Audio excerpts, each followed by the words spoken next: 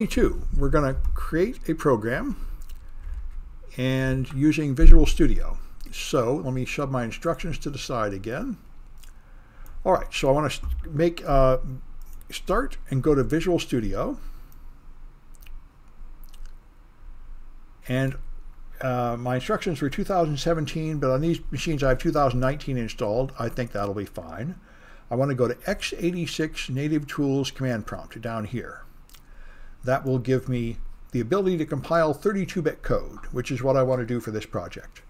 One limitation of OllyDebug is it only analyzes 32-bit code.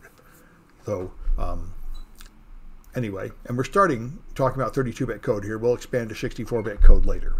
So now I make it, let's do see if I have a directory called PE. I think I probably do. No, good, so I'll do this. Make dir PE, change directory into PE. All right, and then notepad, hello.cpp.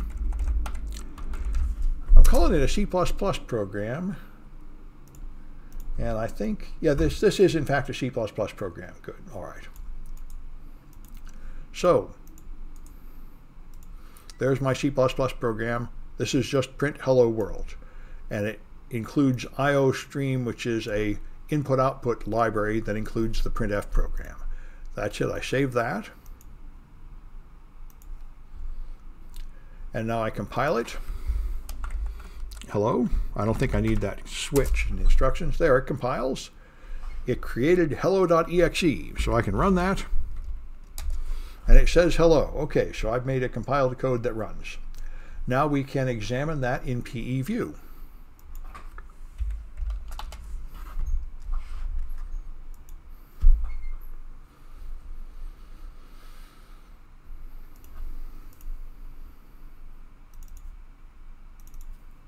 All right, and so here you have the MZ, which is the start of all Windows executables, and the MS-DOS stub header here. This is the MS-DOS stub program with this stuff down to F8.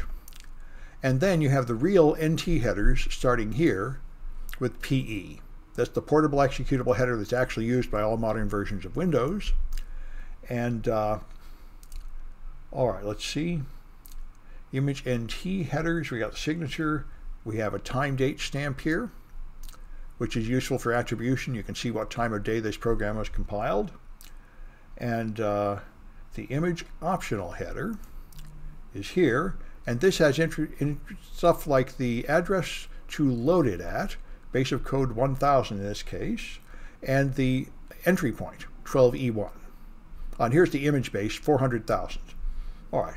Shows you the image base is the preferred location it will load into, almost always 400,000.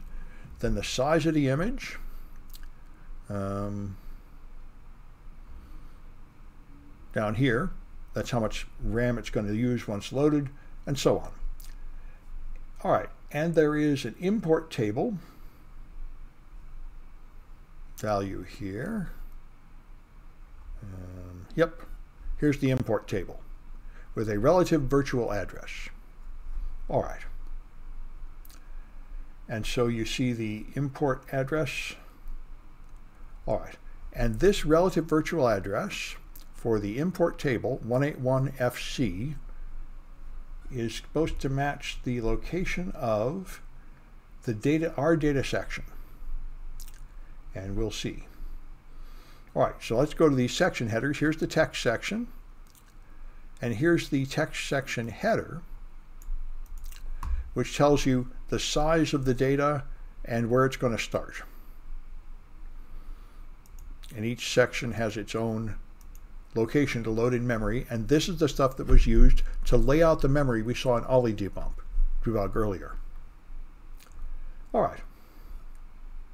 So you can calculate the memory layout and the memory map, and there's some instructions here to go through to see how all the numbers work. And then there's the import address table, which shows you all the functions, and that is in the R data section. There you are, the import address table. Here are all the Windows API calls that are used, and these are all from kernel32.dil.